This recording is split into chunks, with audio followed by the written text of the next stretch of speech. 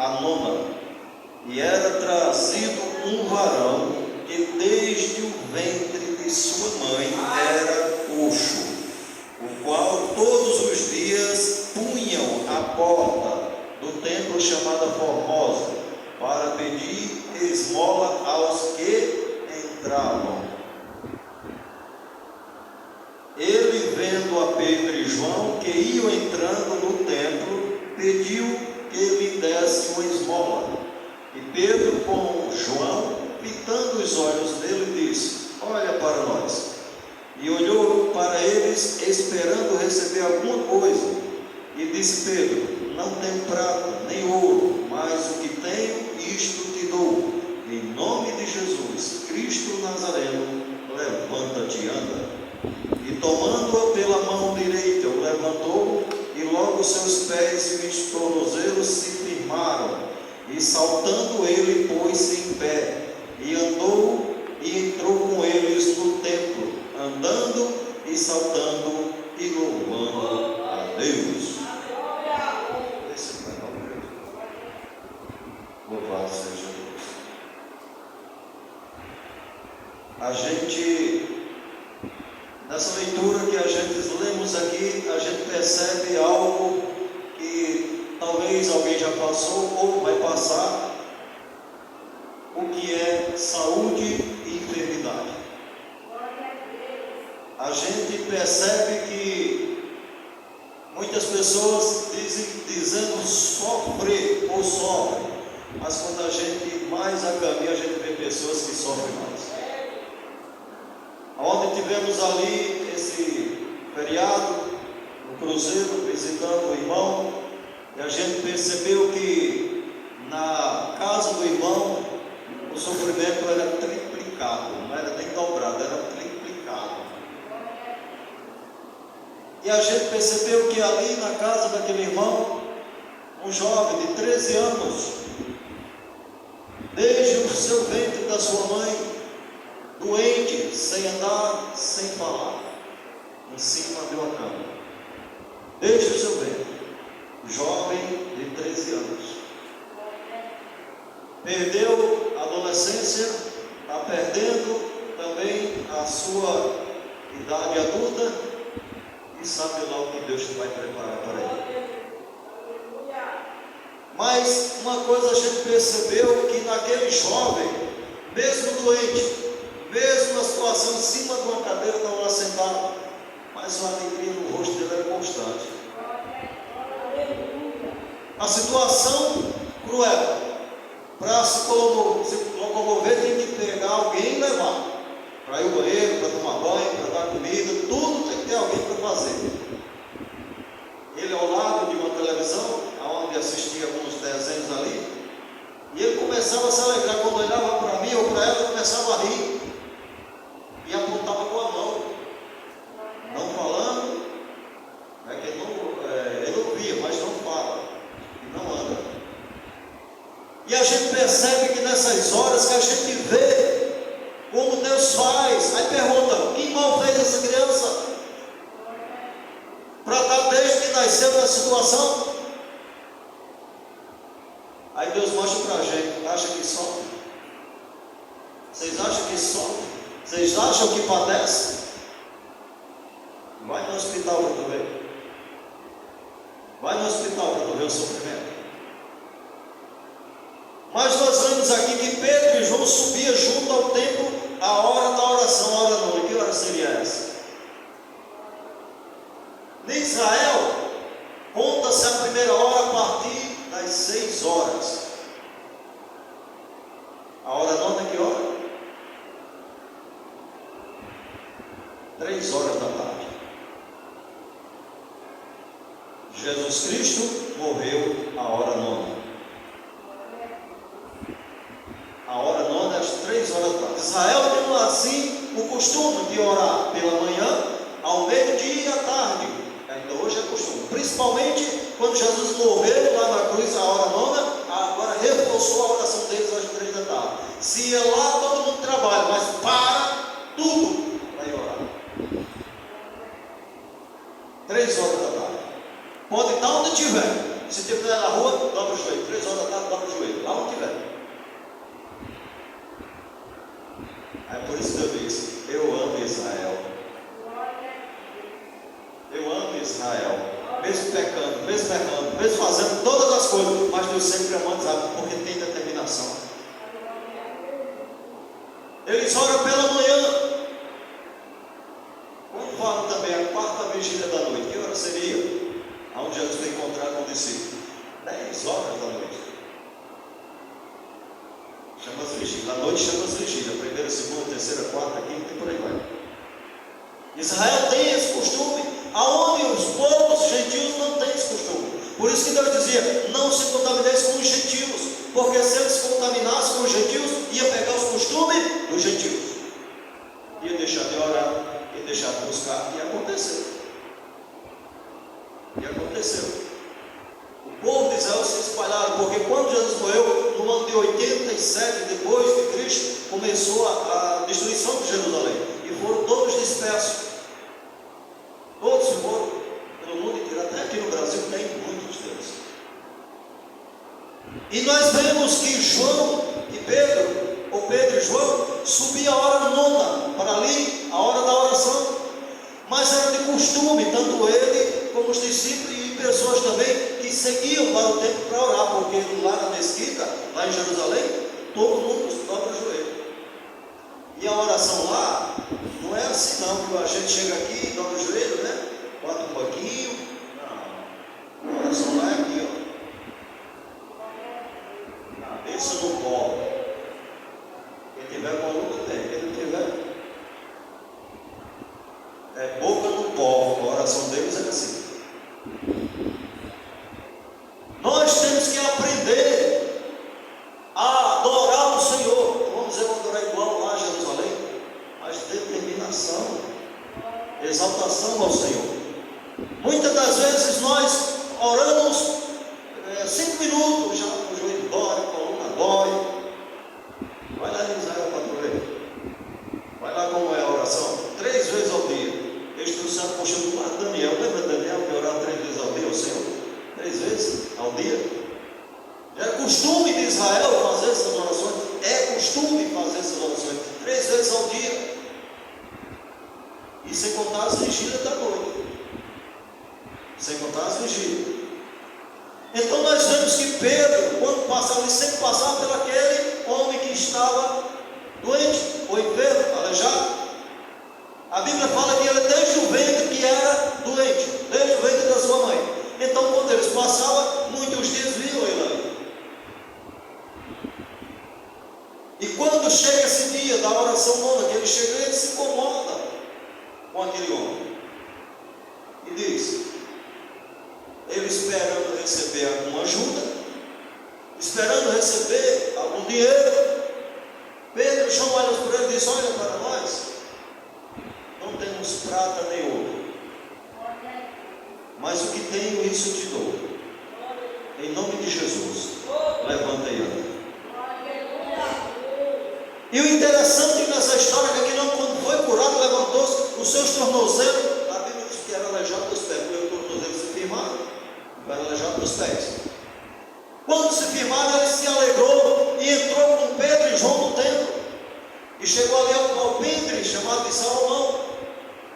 Mas todo mundo, quando viu aquele homem, se espantaram e começaram a rodear João e Pedro, olhando para Pedro e João, o que tinha acontecido, o que aconteceu. Aí Pedro dá a resposta da leitura seguinte: varões israelitas, por que olhais para nós?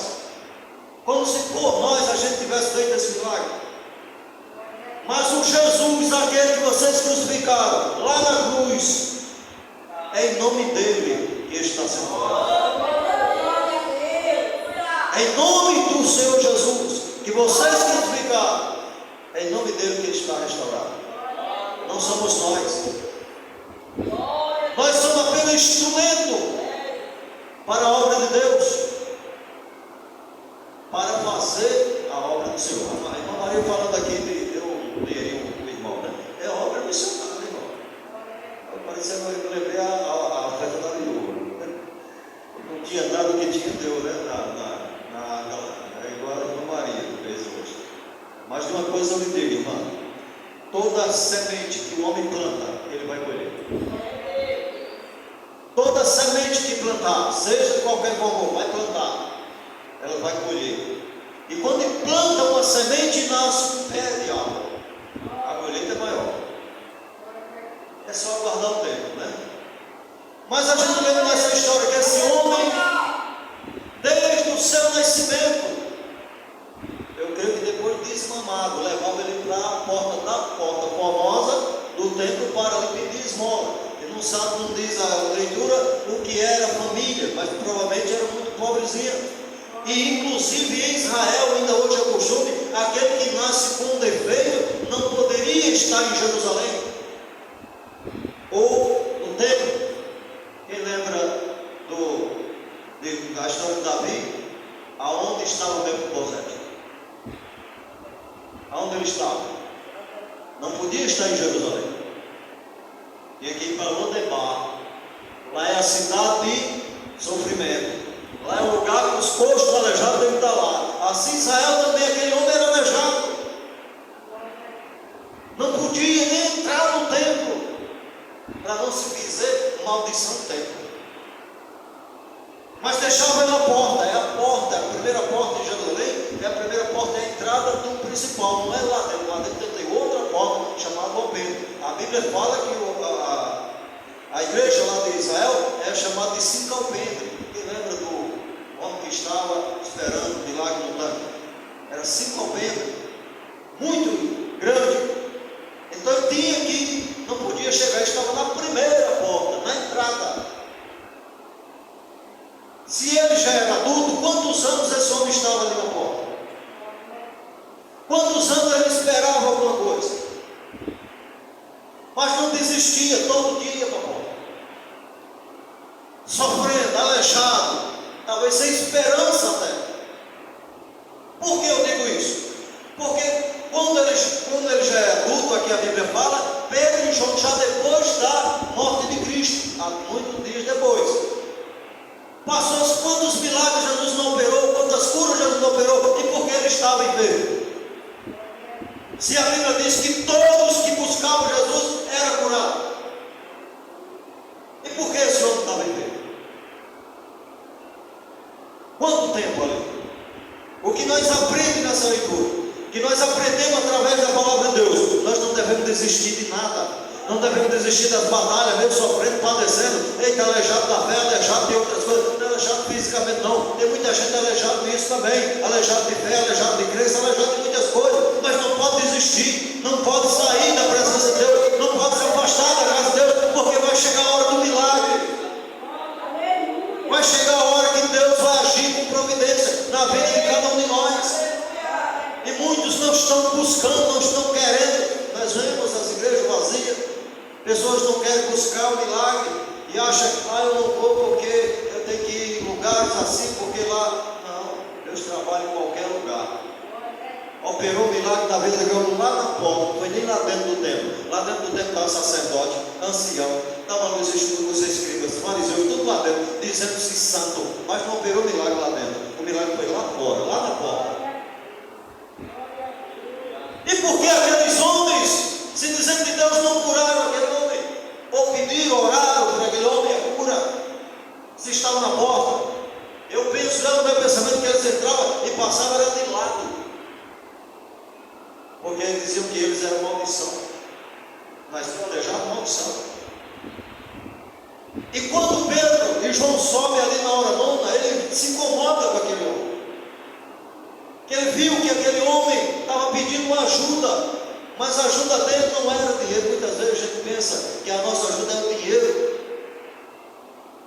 Muitas vezes a ajuda é uma mensagem, como aconteceu, mas minha esposa no cruzeiro, chegou uma família destruída, uma família destruída, por causa que dentro das igrejas que tiveram problemas frustrados com as coisas.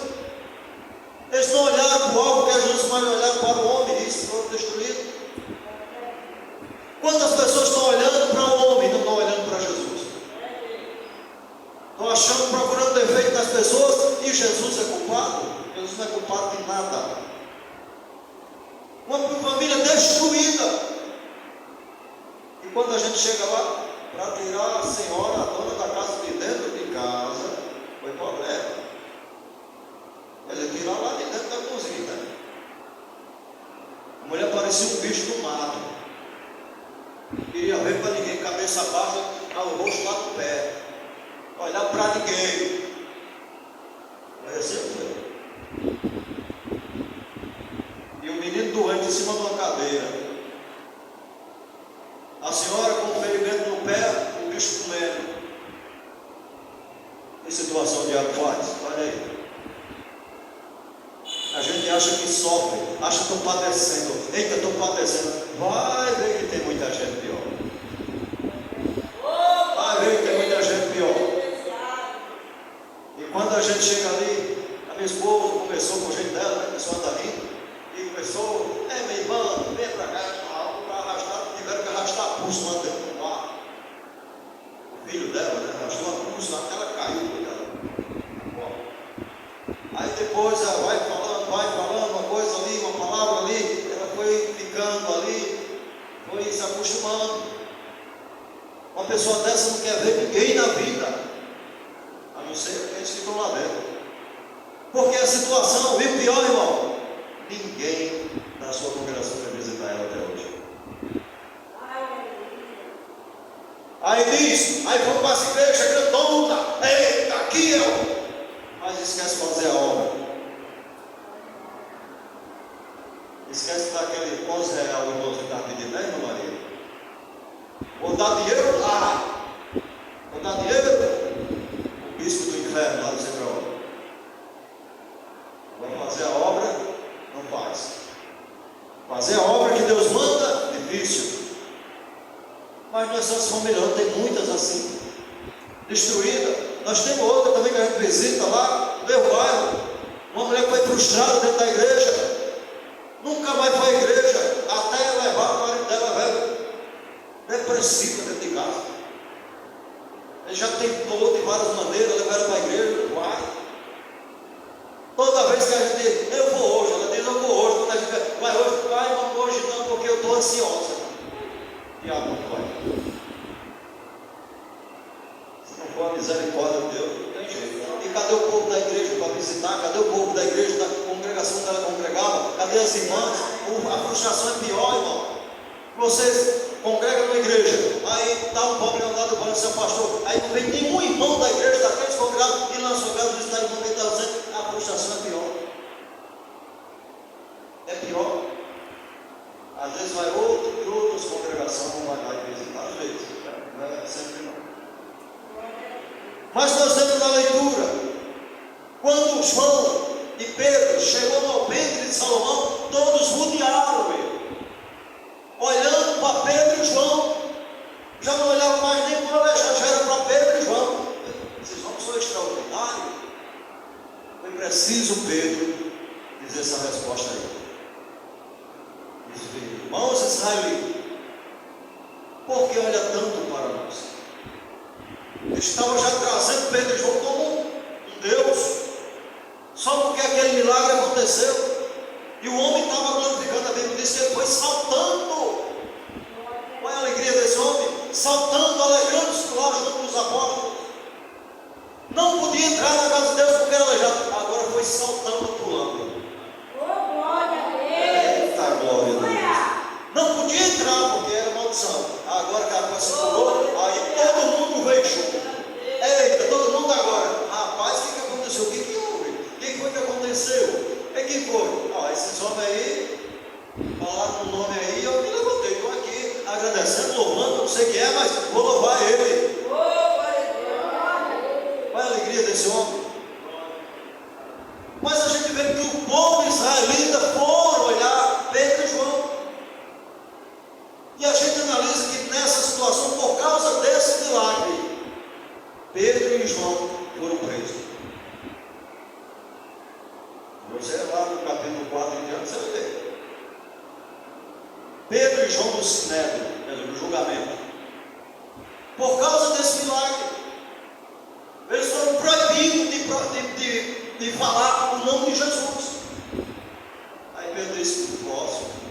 pode me matar, pode arrancar a cabeça. Eu já neguei uma vez lá atrás, 3 vezes, não posso negar mais não.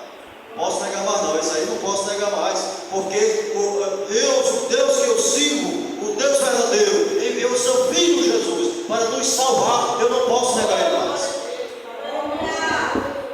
Pode me matar, pode levar preso, pode levar. Aí pegaram e levaram Pedro preso.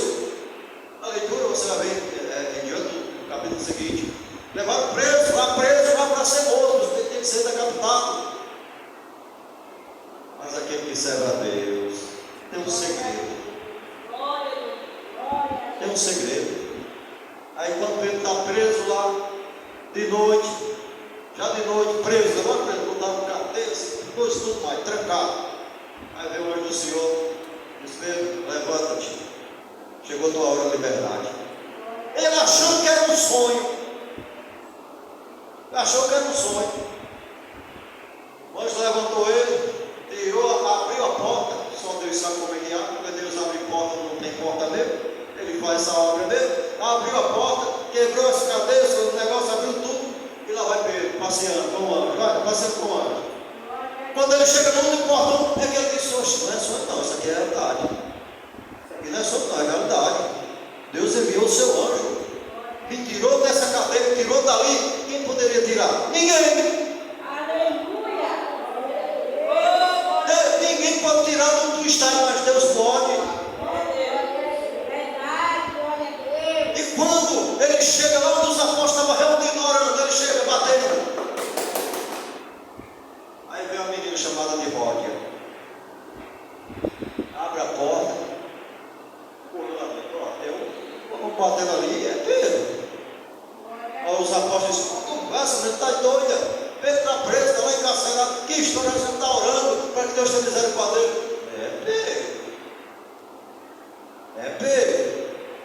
E está lá batendo. Isso, a Bíblia diz que ele insistia em bater, com medo, né, dos romanos. E quando eles vão aqui, abre a porta, não acreditaram. Não acreditaram que era Pedro. Sabe aquela, pensando que era um fantasma? Ele já morreu, o fantasma dele está aqui na porta. Deus vai legal e bom educador, né?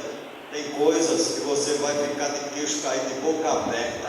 Deus vai fazer coisas na sua vida que você não vai entender por que Deus está fazendo um mover tão grande, um milagre tão grande, mas tão grande que você não vai acreditar. Muitos que diziam que tu não entrava, que tu não ia, que tu não ia fazer. É igual o irmão falou aqui, jamais imaginaria, né? Eu mandei um vídeo para ele, né? Na primeira vez que ele veio aqui, primeira vez. Aí teve uma oportunidade, aí veio aqui, falou umas palavras, né, irmão? Papinho, camisetinha, calça jeans. Eu estou aqui, eu fui gravado, né? Há 2 anos e meio. Aí mandei para ele. Aí você diz assim: nem imaginaria que ia acontecer, que ia ser. Senhor, daqui a amanhã presbítero, por aí vai. Né? Como isso acontece agora? Ir para a tribuna, aonde poucos têm acesso, ou têm acesso, porque para subir para falar, pode, falando de carro. Porque não é qualquer pessoa que você vai para um carro. Tem que ser a pessoa que tenha realmente a unção de Deus e capacidade, né? E quando eles abriram a porta, que não acreditaram que era Pedro, eles: sou eu. Eles não acreditaram que era Pedro, porque Deus, para livrar um servo seu, ele envia anjos para mudar a história. Eu lembro que a nossa irmã Sueli, uma irmã, ela contou aqui um dia que um anjo estava na porta dela, balançando a cabeça.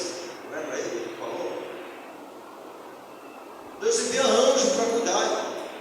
É que a gente não entende o trabalhar de Deus, a forma que ele trabalha. Deus envia anjo. Quem vê ela hoje aqui cantando, mas é um milagre de Deus. Problema de asma, cansava toda hora, não deixando, podia ver uma poeira que já estava morrendo. Tem um aparelho dentro de casa, se tiver até hoje, acho que ainda tem, não sei se tem. Dá. Tem um negócio, uma polícia, né? Está vendo que Deus vai? Milagre na presença de Deus. Não podia ver uma poeira, como é que vai uma casa? Me diga. Como é que vai uma casa se não pode ver poeira? Se não pode ver um cheiro de latinha, se não pode ver um cheiro pior, um cheiro forte, já vai lá morrendo, cansaço. Só quem passa, quem sabe. É o milagre de Deus aqui, ó. E é só um milagre lá. Tem mais um aqui, mais um, tem mais um de casa aí. Irmão, Deus faz assim obras grandes na nossa vida. Mas eu creio também que a mãe começou a orar também. A partir do momento que eu começava a ir à igreja, porque o esposo dela não é evangélico, né? Não é evangélico. Gente desse do tempo, gente boa demais, mas ainda é muito duro, né? Porque veio de uma família tradicional e está no caminho lá. Mas, como o marido dela não é crente, as dificuldades até dentro da igreja, horário, tudo, talvez em outras igrejas, mas aquela batalha, irmão. E chega a igreja, não tem oportunidade, chega a igreja, não dá a devida atenção, sempre é assim. E Deus vai trabalhando, vai sofrendo, vai sofrendo, vai fazendo milagre. Hoje está aí cantando, louvando, agradecendo o nome de Jesus, canta aqui uma vez. Tem hora que eu penso até que a minha dela vai ser com pescoço, que é lá no jeito, né? É Deus. Deus faz assim, coloca de pé a obra do Senhor. Porque a bênção de às vezes pensa que é dinheiro, é riqueza. Não, a riqueza maior é a cura da nossa alma. A riqueza maior é a cura. Aquele homem que foi curado ali na Porta Formosa foi a maior riqueza que ele teve na vida. A Bíblia diz que ele saiu pulando, saltando, louvando a Deus com João e Pedro lá para dentro do sinédrio. E todos aqueles que se diziam santos lá dentro começaram a olhar para eles. Aí começou a inveja para Pedro e João. A história que a gente contou aqui. E ali prendeu Pedro por causa desse milagre. Se você está pensando que enfrentar, eu já disse, né? Mas eu vou aqui. Aceitar Jesus vai sofrer um pouquinho. Cada vez que você sofre, mais vem pancada. Cada vez mais se prepara. Prepara. O teu trabalho, na tua casa. Ministério será um novo, prepara para a batalha. Cada degrau que a gente sobe, mais você apanha. Você acha que pastor não apanha não dessas coisas não? É tanta gente, tanta pedrada. Só que a gente pensa diferente. Nós temos um espírito que diz assim: quanto mais me atira a pedra, é porque tem fruto. Vamos olhar para as pedras não, vamos olhar para os frutos que você está dando. Porque se está incomodando alguém, porque você está fazendo a diferença. Se alguém está incomodando você, porque você está fazendo a diferença. Pedro e João, quando aconteceu o milagre daqueles homens, foi todos eles olhar para ele, porque houve um fruto. Teve um fruto ali. Preocupa não, irmão. Tem muita gente que vai chegar para você, ele só quer ser o santo, só quer ser o crente. Vai dizer sim. E sem contar que Deus me colocou no coração que a próxima quarta-feira eu vou trazer uma mensagem sobre costumes da igreja. Doa quem doa. Deus colocou no coração para fazer isso aqui quarta-feira. Quem vier já vai se preparando. Usos e costumes. Mas vai ser tudo dentro da Bíblia. Não quero pegar tudo dentro da Bíblia.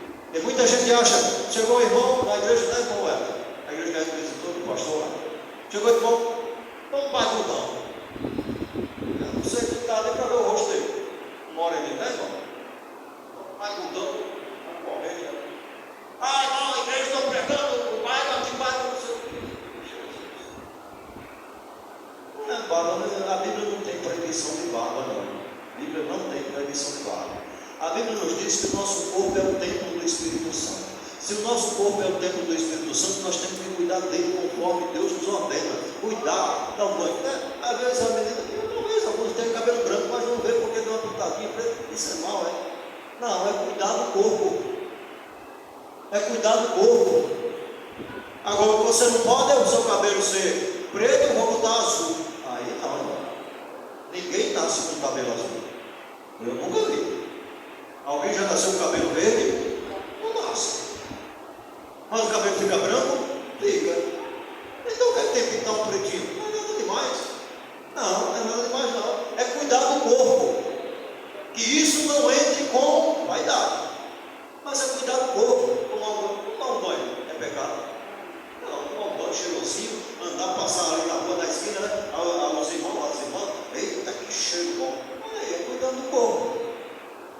passar com aquela catinga de assado, né? Eu gambá isso. E aí? O que é que o povo vão dizer? Ixi, aquela mulher não toma nem banho. Ixi, é nojenta, é não sei o quê.